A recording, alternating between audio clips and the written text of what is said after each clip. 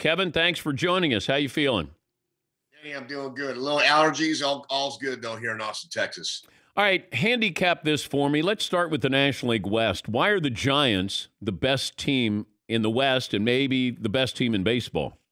Yeah, I'm going to tell you, it's shocking to start the season and to think, yeah, they're going to have 105 wins here to start of October, but they do all of the little things right to win a baseball game.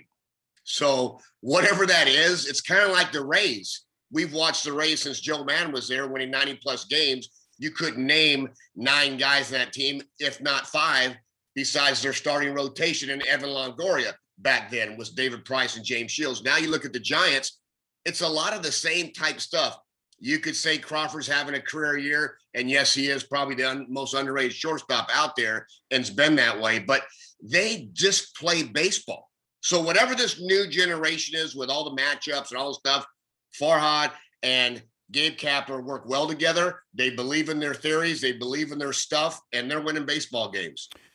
Yeah, but here are the Dodgers with 103, and they're probably going to have a showdown with the Cardinals next week. I know we say this, we see the results are like they're going to win 104 games, 105 games, and they could be out after one game. Why don't we have seeding where, we just go with victories?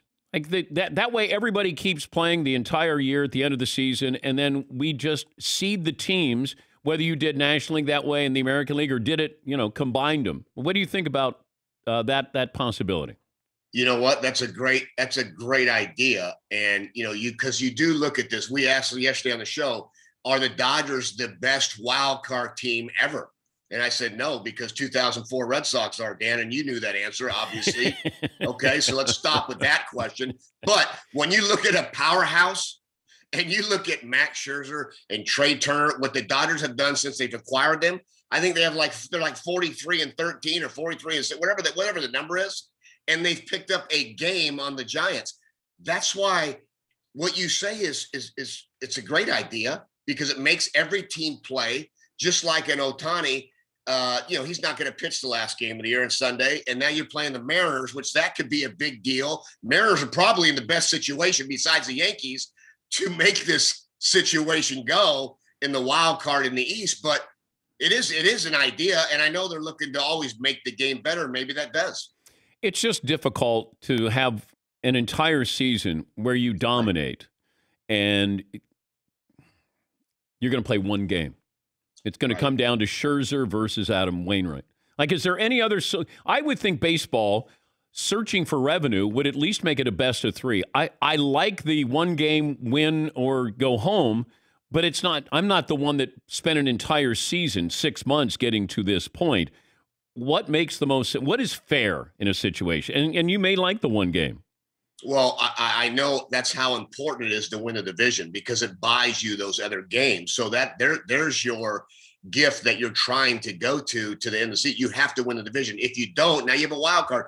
And the great thing about this, Danny, wild card teams win the World Series also. It's the team that gets hot. I mean, who says that the Cardinals were going to be in the playoffs 6 weeks ago? I had them done, that Jack Flaherty goes down. Their starting rotation couldn't throw strikes. They couldn't get anybody out. You're sitting here going, Nolan Arenado and Goldschmidt, please take us to the promised land. And you look up and they go ahead and win 17 straight games. And you're like, what just happened? Yeah. Right? And now, are they the team to beat in the postseason? And you wouldn't have said that 6 weeks ago. So it seems like every week something changes. It was the Blue Jays about 2 weeks ago. I'm like, you can't beat them. You might have the Cy Young, Vlad Jr. If it wasn't the Ohtani year, like he's the MVP. They have a nice rotation that can match up with people, so they're dangerous.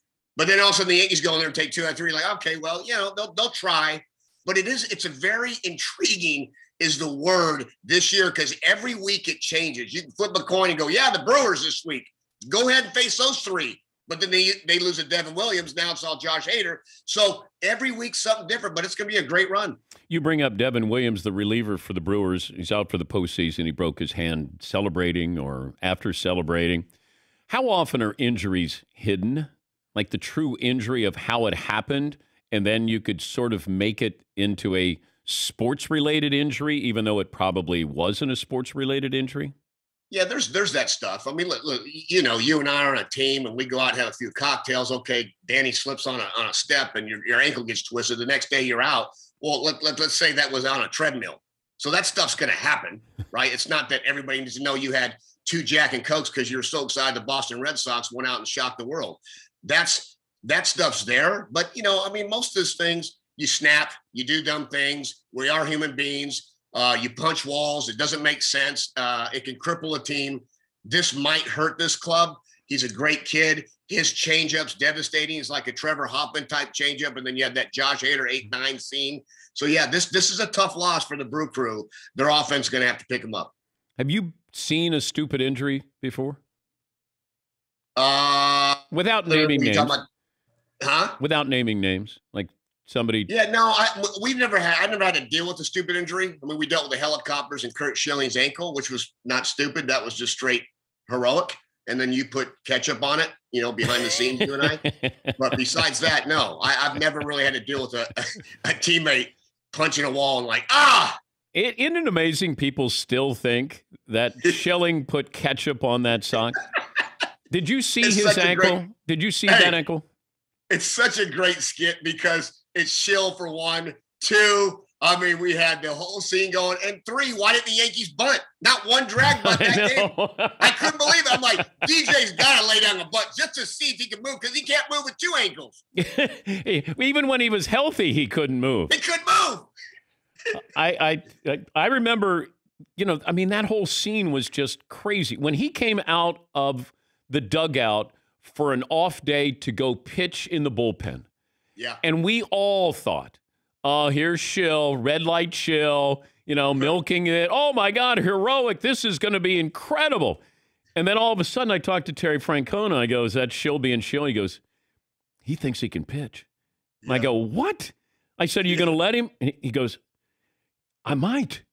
I go, oh, my God. Like, we were giving Schilling grief, and then you realize, and then you see the ankle, and you realize, I mean, he might have put ketchup on that sock, but that ankle was gnarly. It was the most unbelievable thing because I walked in the clubhouse, and I had, you know, back then we had camcorders, so I'm sitting over here like, oh, this is amazing. So my little camcorder that I was talking smack with them, it looked like a little shark bite. I said, pull that thing down. And I had it there. I'm like, oh my goodness gracious. But it was truly, I mean, it was great. It was Schilling, but like the fans and the New York fans, was it a bloody sock? Was it the ketchup? I'm like, guys, I was just surprised we didn't get the drag bunt, period, in the story. We're talking to Kevin Millar, Major League Baseball Network analyst. You can watch Kevin co-host Intentional Talk, plus MLB Network will feature Yankees Rays tonight at 7, followed by Mariners and the Padres. Handicap this for us. How's this play out in the postseason? Well, first of all, did you see the Tatis home run over out of the stadium? Now, I grew up a Dodger fan. I used to go to Dodger Stadium. We've seen Mark McGwire, Jose Canseco. We've seen some monster power guys step in that batter's box. I've never seen a right-hander. Darryl Strawberry hit one, I think, on top, you know, back in whatever it was when he had the little Franklin, the orange and blue batting gloves that we all had to have back then. It was awesome. But I remember him swinging, I think, and hit one up there to the right side. I've never seen this ever, Danny. Have you ever seen a ball hit the top of that? I think McGwire. Did he? Yeah, I think McGwire did. Stargell left-handed. Bonds maybe did it. Straw. I think it's happened. That was the 5th time it's happened. And I think McGwire, whose birthday is today, I think Mac put one out of Dodger Stadium. Yeah, I was watching it live. I just sat there. I was like Max Muncy at first base. I sat there. I'm like, did that just hit on top or did that hit the bleachers and then go on top? I mean, it was remarkable. If you're a left fielder, though, and pitchers talk about this, don't show me up. If I gave up that home run, at least back to the wall and act like you have a shot. I remember there was one where it might have been Bonds. Bonds was in left field, and he had his hands on his hip or on his knees, and he didn't move. No. So somebody he just did this one. Yeah, somebody hit a bomb. He didn't even look. He didn't look over his shoulder. He knew it was gone. And you guys know that sound. That sound where you go, oh my God, how far? Not if it is, it might be, it could be. It's just like, oh my God. I've never seen that. It was truly remarkable. I just couldn't believe it as a breaking ball. I'm like, good Lord, I couldn't hit a breaking ball that far from a fungo from second base, let alone he sits there. Yeah. But to handicap this out, to answer your question, I still believe in the Dodgers. I love their depth. I mean, I don't care. It's hard not to believe in the Dodgers. I think the Yankees can be a problem when they hit home runs like they did last night. You know, there's all these teams that have all this stuff. Red Sox, stop looking behind your shoulder. Just go ahead and try to get 6 outs late in the game. Do your thing. Okay, that didn't work. Yankees have to hit home runs. That's how they win games. You do not want to face that lineup when they're hot because they hit 3-run home runs. And I don't care how many strikeouts they have, but they get hot and it gets scary. I do like the Dodgers beating Wainwright and the Cardinals. If you were to ask me personally, I think they'll advance. I am a believer in the San Francisco Giants. I think they pitch, they play defense, and they pitch.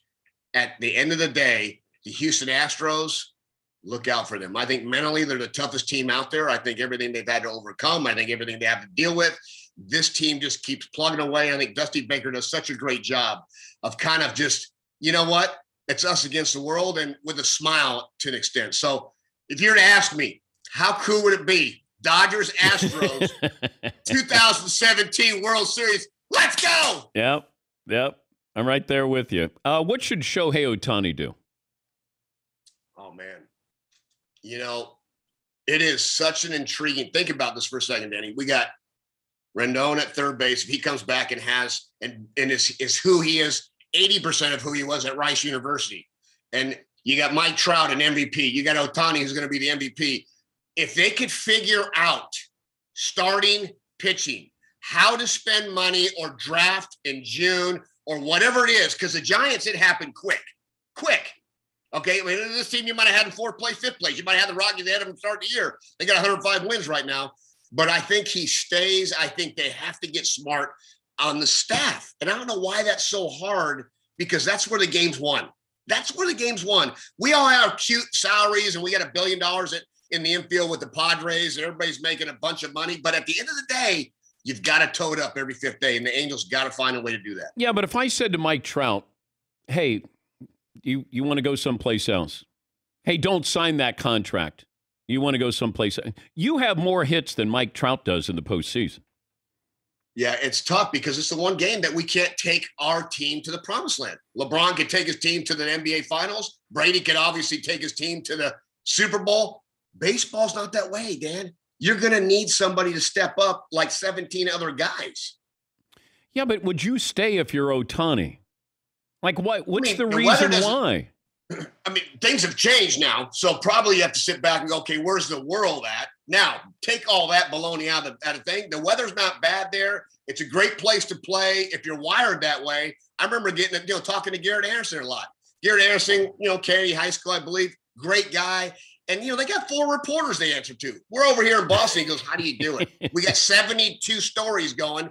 Did Dan Patrick take his shirt off over there? Is Kevin and Schilling in a fight? Is Big Papi and Pedro? So you know how it is. The East Coast, there's some pressure. It's hot when you're doing bad. And you're Aerosmith when you're doing great. But if you're wired, blue skies, the Rally Monkey's going to come up. We're going to have Calling All the Angels by Train. It's a great place to play. Beautiful place. Yeah, but you're not winning. You get October off.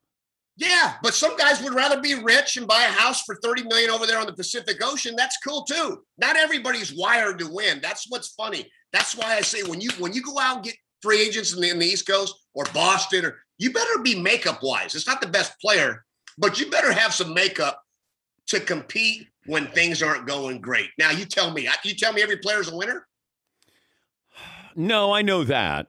But right? but Ohtani says he wants to win. Now, maybe he's just saying that. Who hasn't said that? Yeah, Which players told you, hey, Dan, I just want to go ahead and make $300 million and not win? And what would you say? How could they sign a guy that's not a winner? But that's what happens. Do you think Trout wishes that he played someplace else where he was playing in meaningful games? I do, because I know he's a Jersey boy. So when you look up, everybody misses his 3rd and 4th at bat on the East Coast. The article's already written, right? So they see 2 or 3 at bats, and then off you go. But we're in bed. Yeah, I know. It stinks. Mike Piazza hit one out of Dodger Stadium. Did he really for a righty? Is he the only other right-hander besides we were saying McGuire? I got McGuire and Piazza, and I think Willie Stargell did it twice. Is that? I mean, it's truly. I hit an absolute. I was telling my kids last night. I hit an absolute bomb in my own world off Chan-Ho Park, and I think it three-hopped that back blue wall in the bullpen. It was probably 379 feet. I felt like I left the stadium. Where he hit that ball last night doesn't make sense, Danny. I know. It's. He's a talent, by the way. Who's winning National League MVP? Wow. I mean, did Bryce Harper make a nice run? Did he make a nice run? But I mean, that's a tough one. They're both not going the postseason. Tatis is my MVP. I know. Oh, you like Tatis? Yeah. Yeah. Who do you like? Probably Bryce Harper. Yeah. But I think I saw more Bryce Harper than Tatis. I like to see games. I like to see what happens in a game, not just a highlight. I give Bryce Harper credit because I haven't always been on the bandwagon. I thought there was more hype there. And here's another thing. When people talk about Mike Trout, boy, he's going to be one of the great players of all time. I said he should aspire to be Miguel Cabrera. Let's start there because Miggy has incredible stats. He did win MVP, 500 home runs. He's going to have 3,000 hits. I mean, that's where Mike's next step should be, not one of the great players of all time. Is he going to be as good as Miguel Cabrera when it's all said and done? And I know that sounds crazy for people to think, but Miguel Cabrera has had an unbelievable, underrated career, in my opinion. I mean, you could put him, Manny, and Albert Pujols in their prime. Give me their best 5-6 year span. Who's the best right-handed hitter in that generation, in your opinion? When they're hot. Manny was unbelievable. But, Manny was artificially inflated, so I got to factor that in. Right? I got to have artificial inflation there. You can't comment, right? I can't comment, okay, Daddy. I mean, I just love eating Sour Patch Kids and Coke bottles, gummy bears. Probably Manny. I think Manny had those moments where you're going, how did he hit that? And you know why? You can't. He had probably the prettiest right-handed swing. Most lefties have pretty swings. They can kind of finish and do the old Griffey. Manny had that from the right side that just had that where he can release that bat. I'm like, how'd you hit that ball 440 to right center with one hand? I know. He was pretty. But if I said you could have Big Poppy or Manny up in the clutch, game on the line. Hands down, Poppy. I've never seen anything like it in my life. Saw it for 3 straight years. Anytime you need a 2-run home run, it was there. Anytime you need a 2-run base hit, it was there. I mean, they're both special. Poppy, he had like 500 in the World Series in 2013. I mean, he didn't get out, I don't think. Yeah. Well, he had to if he only batted 500. If he doesn't get out, maybe it's LAC, maybe Junior College. Yeah, see. Great to talk to you. And hopefully we'll catch up here soon again. Thank you, buddy. You look great, Danny. Thank you, Kev. You too. Kevin Millar, Major League Baseball Network analyst.